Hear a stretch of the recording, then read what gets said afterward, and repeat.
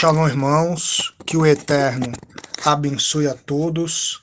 Graças ao Eterno, mais uma oportunidade que nós temos de estarmos na sua presença, aprendendo um pouco mais da sua palavra, aprendendo um pouco mais da sua Torá. Irmãos, vamos para mais um estudo, ok? Esse estudo, como todos os outros, né? Vai ser um estudo tremendo e eu tenho certeza que vai impactar muita gente, ok? Graças ao Eterno, muitas pessoas estão tranquilas a respeito do que eu vou falar, porque conhecem esse contexto e sabem o que aconteceu, né? Outras, com certeza absoluta, vão ficar chocadas com o que eu vou falar aqui, ok? A gente vai falar aqui sobre a origem do cristianismo, né? Quando o cristianismo surgiu. A gente tem alguns vídeos aqui no canal onde a gente dá uma pincelada sobre isso, mas aqui a gente vai bem no cerne, ok? A gente vai falar de uma profecia oculta de Paulo contra o cristianismo, é isso mesmo, irmãos, tá? O apóstolo Paulo, Shaul Rachalia, judeu que viveu como judeu da seita dos Nazarenos, ou conhecido como da seita dos Caminhos, que cumpria a Torá e reconhecia Yeshua como Mashiach, ele profetizou contra o cristianismo, ok? Essa seita que afasta as pessoas do Eterno. Essa é a verdade, ok? A gente vai falar aqui de um bispo, né? Logo mais a gente já vai estar citando o nome dele, que logo depois da partida de Paulo, da morte de Paulo, ele criou leis, ok? Ele criou dogmas, né? Para que o povo sentisse medo e obedecesse a ele, os bispos, e especialmente a ele, porque o objetivo dele, né, era criar uma nova religião chamada de cristianismo e abolir de vez os conceitos da Torá. Okay? Então a gente vai falar aqui da apostasia de Antioquia, ok? Um local onde o antinomismo foi muito forte. Tenho certeza que esse estudo ele vai agregar muito conhecimento a todos, ok? Então vamos à leitura, vamos ao estudo. Já no primeiro século, muitas das assembleias de gentios já estavam tendo problemas com a heresia anti-Torá, com heresias contra a Torá, ok? Agora, a primeira assembleia de gentios foi em Antioquia, na Síria. Isso está em Atos, capítulo 11, versículo 19 e 26. Vamos estar lendo aqui, né, irmãos? E bem vestes e ouvis que não só em Éfeso, mas até quase em toda a Ásia, este Paulo tem convencido e afastado uma grande multidão, dizendo que não são deuses os que se fazem com as mãos. Ou seja, a gente está lendo aqui, está documentado em Atos. Depois os irmãos continuam ali a leitura, tá? Do versículo, na verdade é do versículo Atos capítulo 11, do versículo 19 ao versículo 26, ok? Foi aqui que os crentes, né, que os servos, que aqueles que servem a Deus dentro do judaísmo messiânico, gentios, foram chamados pela primeira vez de cristãos. Preste atenção, irmão, nós já falamos isso. Não foi os discípulos, os apóstolos que foram chamados de cristãos, ok? Foram os crentes, vamos falar assim, que acho que todo mundo entende, né? Os gentios que reconheceram Yeshua como Mashiach, eles foram chamados pela primeira vez de cristãos. Depois que a assembleia foi estabelecida, Barnabé foi enviado de Jerusalém para a assembleia.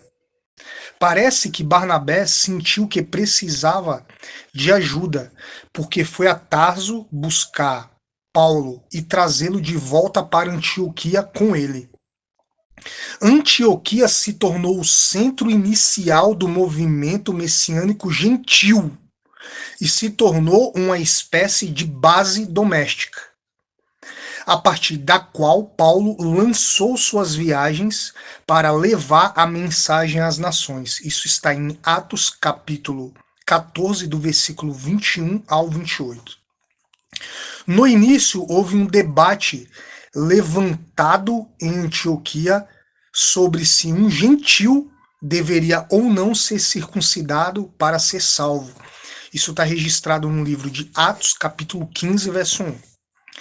Que se transformou em uma questão apresentada em Jerusalém, Atos 15. Está lá. E o envio de uma carta a Antioquia estabelecendo padrões básicos essenciais para os gentios que acabaram de chegar à fé. Agora, mesmo em sua própria época, os ensinamentos de Paulo estavam sendo distorcidos e mal interpretados.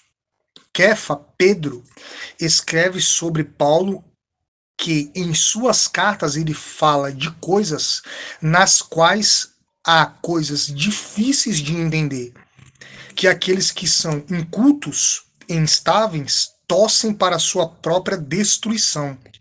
Olha só o que Paulo falou, irmãos. Isso está registrado ou melhor, olha o que Pedro falou de Paulo. Isso está registrado em 2 Pedro, capítulo 3, do versículo 15 ao 16. 15 e 16.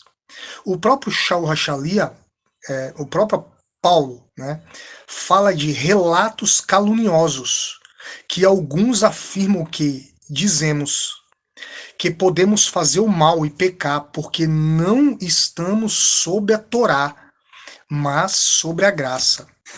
Isso está em Romanos capítulo 3, versículo 8, Romanos capítulo 6, versículo 1 e 2 e Romanos capítulo 15.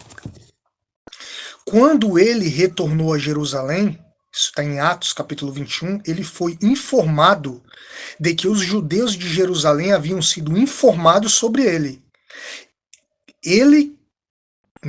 Que ele estava ensinando os judeus que estão entre os gentios a abandonarem Moisés. Moisés aqui é uma referência à Torá, viu, irmãos? A abandonarem a Torá, abandonarem a lei. E que eles não deveriam circuncidar seus filhos, nem andar segundo os costumes. Isso está em Atos capítulo 21, versículos 20 e 21.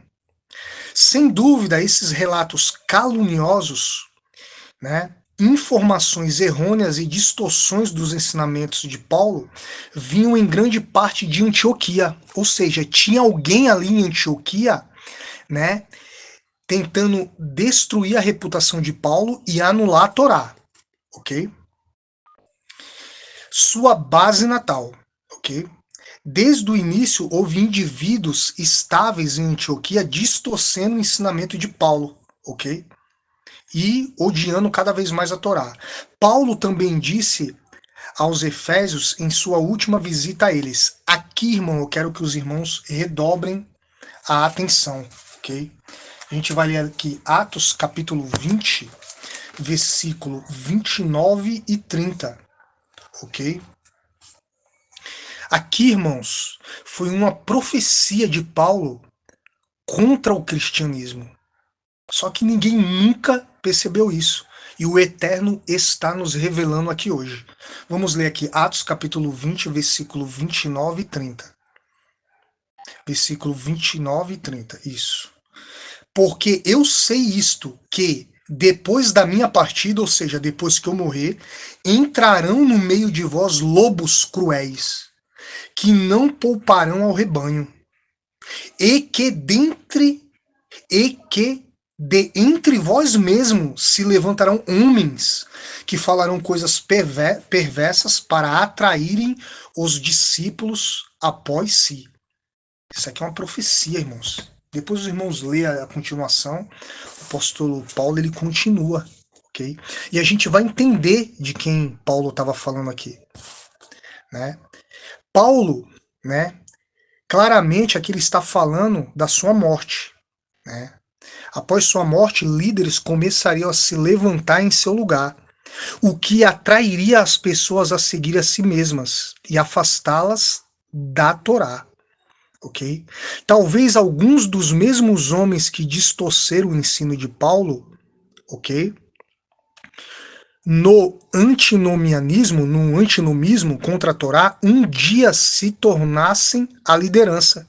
Olha só, Paulo já tinha um embate ali, irmãos, ok? Sempre teve gente ali contra a Torá, contra as festas bíblicas, contra os mandamentos, contra o Shabat, ok? Sempre teve gente ali odiando Deus, odiando a Torá, ok? Paulo conviveu com essas pessoas. Na verdade, olha só agora, irmãos, Paulo morreu em 66, ok? Era conhecida como Era Cristã, né? E o primeiro superintendente, bispo de Antioquia, a tomar posse após sua morte foi Inácio de Antioquia. Olha só, irmãos.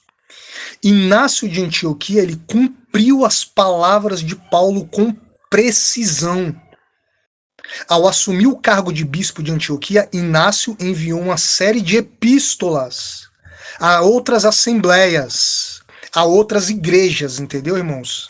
A outros locais. Suas cartas aos Efésios, por exemplo, o apóstolo Paulo escreveu aos Efésios. Inácio de Antioquia também escreveu. A gente vai ver aqui um trecho. Né? Ele escreveu carta aos Efésios, Magnésios, Tralianos, Romanos, Filadelianos e Esmirna, bem como uma carta pessoal ao superintendente Policarpo de Esmirna, sobrevieram até nós, ok? Nessas cartas, Inácio afirma a autoridade absoluta do ofício de bispo, seu próprio ofício sobre a Assembleia. Olha só o que ele escreve, irmãos, eu vou repetir aqui. Nessas cartas, Inácio afirma a autoridade absoluta do ofício de bispo, que era o cargo dele sobre a Assembleia. Olha o que ele escreve aqui em Efésios. Não é o nosso Efésios, ok? Aí os irmãos têm que pesquisar. Eu estou com a carta de Inácio de Antioquia aqui nas minhas mãos, ok? Como eu não estou fazendo vídeo, não dá para os irmãos ver. Efésios 1, 9 e 11. Olha o que ele escreve. Estando sujeitos ao seu bispo, funcionem junto de acordo com a vontade de Deus. Jesus é enviado pela vontade do Pai, como os bispos são pela vontade de Jesus Cristo. Olha só, ele começou aqui a fazer uma lavagem cerebral, a colocar medo nas pessoas. O intuito dele é, eu vou abolir a Torá da mente deles. Olha o que ele escreve mais aqui para Efésios, continua aqui, Efésios 2, 1 e 4. Não é o nosso Efésios. Seu bispo, acho que vocês são felizes por estarem tão unidos a ele. Como é só um trecho, então não está uma maneira que dá para entender claramente, mas essa parte aqui os irmãos vão entender. Como a igreja está para Jesus, Cristo e Jesus está para o Pai. Tomemos cuidado, portanto, para que não nos coloquemos contra o bispo, para que estejamos sujeitos a Deus. Olha só, ele foi preparando o povo, irmãos. Ele foi preparando o povo, ok? Carta aos Magnésios 1:7, obedeça a seu bispo, ele escreveu. Mais Magnésios 2:5 e 7, seu bispo presidindo no lugar de Deus, seja unido a seu bispo. Olha só, irmãos. Né? Tralianos, olha o que ele escreveu para Tralianos 2:5. Isso faz qualquer coisa sem o bispo, não é puro em sua consciência. Olha só, não faça nada sem o bispo, ok? Ele escreveu aqui também, não faça nada sem o bispo. Então, irmãos, ao exaltar o poder de bispo, né, supervisor, e exigir autoridade absoluta, né, do bispo sobre a Assembleia, Inácio de Antioquia estava, na verdade, fazendo uma tomada de poder ao assumir a autoridade absoluta sobre a Assembleia em Antioquia e encorajar outros superintendentes gentios a seguirem o mesmo caminho. No passado, tais disputas eram resolvidas pelo Sinédrio Nazareno da Assembleia do Nazareno em Jerusalém, Atos 15. Além disso, Inácio de Antioquia afastou os homens da Torá, não apenas em Antioquia, mas em outras assembleias gentias, a quais ele escreveu. Vamos ler aqui Magnésio, capítulo 3, versículo 1, 8 e 11. Aqui são epístolas que esse bispo aqui, irmão, diabólico, escreveu para essas comunidades, ok, irmãos? Comunidades que já tinham uma estrutura com a Torá, mas ele não gostava, ok? Olha o que ele escreveu. Não se engane com doutrinas estranhas, nem com velhas fábulas que não são lucrativas. Aqui ele está falando da Torá, dos mandamentos do Eterno. Pois se ainda continua a viver de acordo com a lei judaica, confessamos que não obedecemos à graça. Vamos aprender a viver de acordo com as regras do cristianismo. Vamos aprender a viver de acordo com as regras do cristianismo, pois quem quer que seja chamado por qualquer outro nome além deste, ele não é de Deus.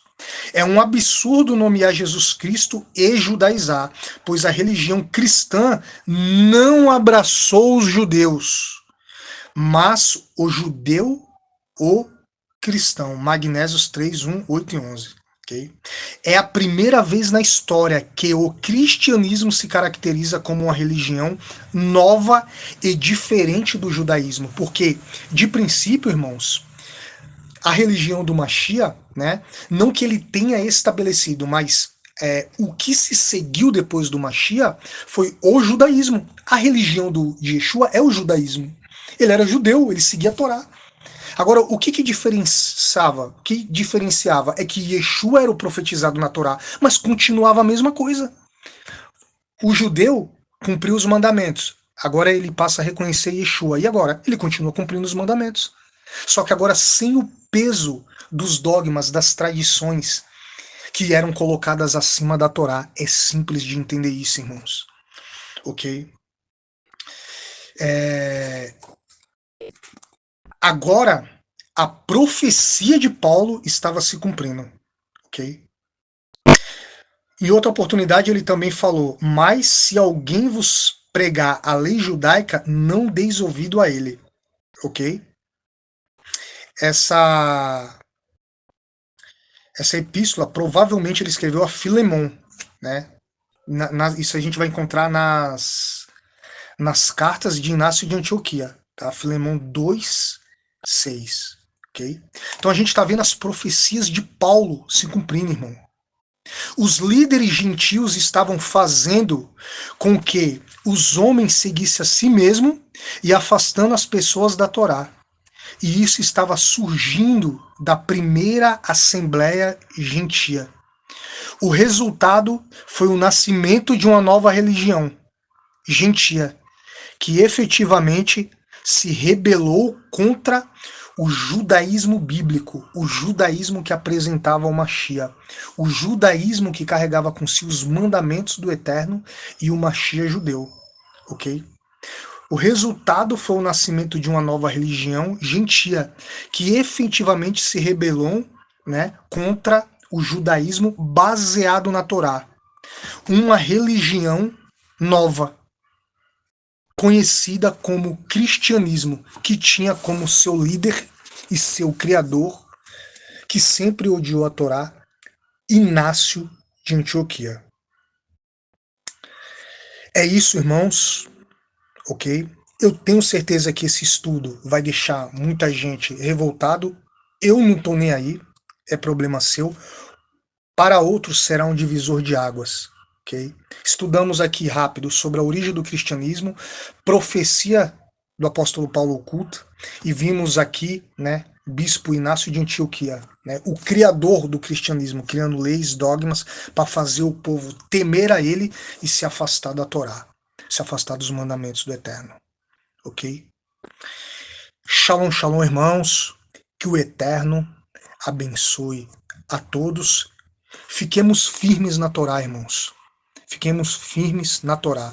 Muitas das vezes não podemos acender as luzes, ou melhor, as velas físicas, ok? Mas nós podemos acender as espirituais, ok? A kavaná do nosso coração é importante, mas uma kavaná voltada para os mandamentos do Eterno. Está se aproximando Rosh Hashanah, Yom Teruah, a festa das trombetas. Vamos celebrar, irmãos. ok? Vamos se conectar, vamos falar, vamos estudar sobre isso. O Eterno conhece as nossas limitações e Ele conhece a nossa intenção, ok? Shalom, shalom, que o Eterno abençoe a todos.